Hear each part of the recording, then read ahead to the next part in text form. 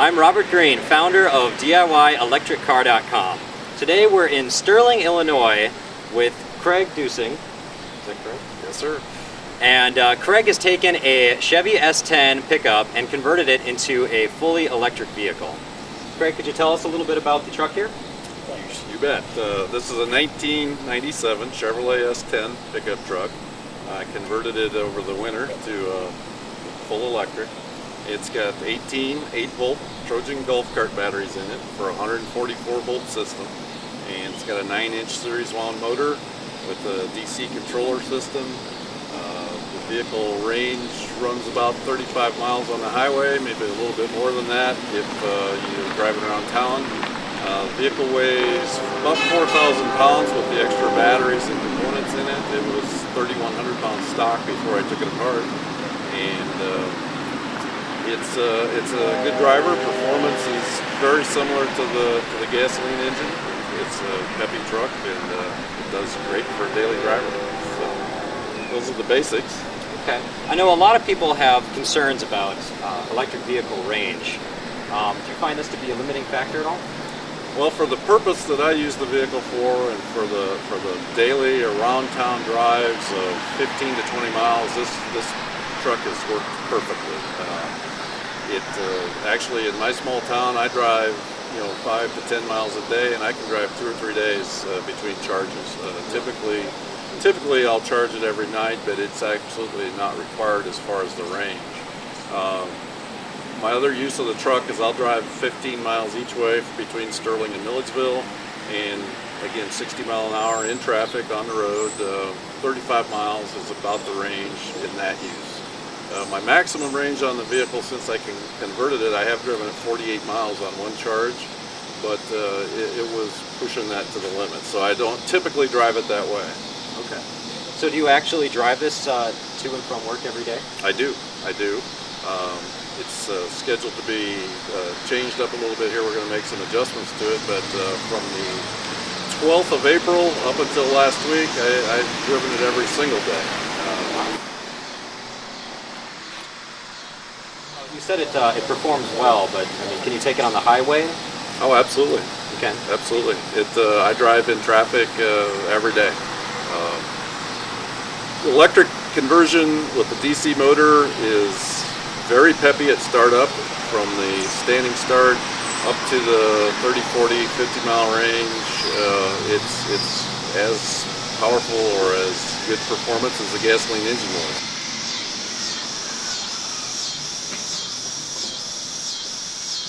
We're taking a look under the hood of this vehicle, and Craig, what do we have for the components? All right, the major components under the hood, the first item that you see here, the big unit, this is the motor controller. This is the unit that senses the throttle position and feeds the correct amount of current to the motor and actually controls the speed of the motor. On the left is the primary contactor, and that's basically an electric switch that connects the negative cables of the battery pack when you turn the key switch on the vehicle. On the right hand side of the controller is the secondary contactor, and that closes the positive side of the battery pack and gives it connection to the controller when you touch the throttle. This is the throttle unit. It's connected to the truck's original gas pedal, and this controls your speed of the motor, same as the gas pedal works exactly the same way. It's the exact same pedal. The other units under here are some fuses for safety and some relays to control the system. This unit right here is a DC-DC converter. This takes 144 volts DC and converts it to 12 volts DC, which charges my original truck battery. On this particular conversion, the truck battery and the truck system is basically stock. I have one wire that connects the original truck system to the battery pack, to the traction pack. The windshield wipers, the radio, heater controls, and everything work as stock, all controlled off the original truck system. I have the original truck computer, the anti-lock brake system. Basically the truck is original, other than the traction pack system that's been added into it. Okay. And where is the motor located? Well, underneath the board, this control board is designed so that it opens up for service. And underneath the board, this is a 9-inch series wound DC motor. The aluminum fixtures are the transmission adapter plate that adapts it to the truck's original 5-speed transmission, and this front plate is the motor mount that actually holds the system, holds the motor in on the truck's original mounts. And then I've got 4 batteries underneath the hood in a battery box here that sit underneath the board, and there's 4 up front and there's 14 in the back, 8 volts, which gives a 144 volt total system. The other components underneath here, I have a vacuum pump that operates on 12 volts off the truck battery, and that gives me my original vacuum power brakes. Okay. And you said the traction pack. What exactly is that? I'm calling the traction pack the main battery pack. Okay. The 144 volt 18 batteries. That's just the term I use. That's the traction pack and the traction motor. Can we take a look at that real quick? Absolutely. We built the truck with a tilt bed system so that we could service the batteries. It's on a set of hinges on the rear. It's got a set of gas operated lifts to hold the truck or hold the bed open. And what we have are 14, the final 14 8-volt batteries. These are Trojan 8-volt golf cart batteries, 170 amp hour batteries. They're wired in series.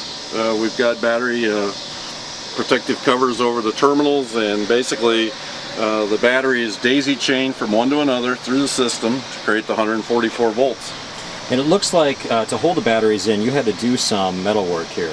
We did. We actually removed all of the cross members on the rear of the truck from the cab back, and we installed a battery box system that's a series of steel framework, and the batteries themselves are in a plastic box with a 1/4-inch polypropylene board as the main part of the box, and then we put PVC frames around the top so that it's non-conductive, and also the battery boxes are insulated. Insulated for cushioning going down the road, and also for winter use. We're going to use battery heaters on this truck to heat the batteries. Batteries lose performance when they get cold, so in a winter environment like we're in, we'll heat these batteries for winter use. Okay, so I have one final question. Does it drive? Absolutely. Can we have a look? Let's take a drive. Okay. Okay, so we're going to go for a ride here in the electric S-10 right now. On the floor we've got the volt and amp meters. The tone you hear is the Curtis controller, which emits that tone at low speeds, 5 miles an hour or under.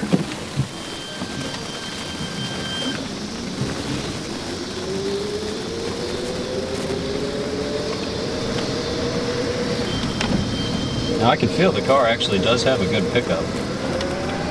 Yeah. I'm in second gear actually. Probably wouldn't want to drive it at first. I usually use first gear Yeah. to start out. It just depends on where I'm going and what the terrain's like. This is a surprisingly nice ride. It rides as good or better than it did original.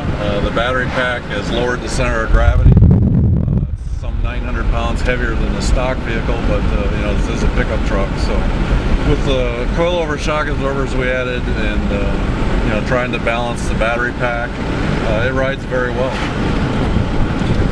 All right, well, thank you very much, Craig, for showing us the truck. Appreciate it, and glad to show it to you, and have a ball driving it. Love to tell people about it. Okay. Well, for more information on how you can build your own vehicle like this, visit www.diyelectriccar.com.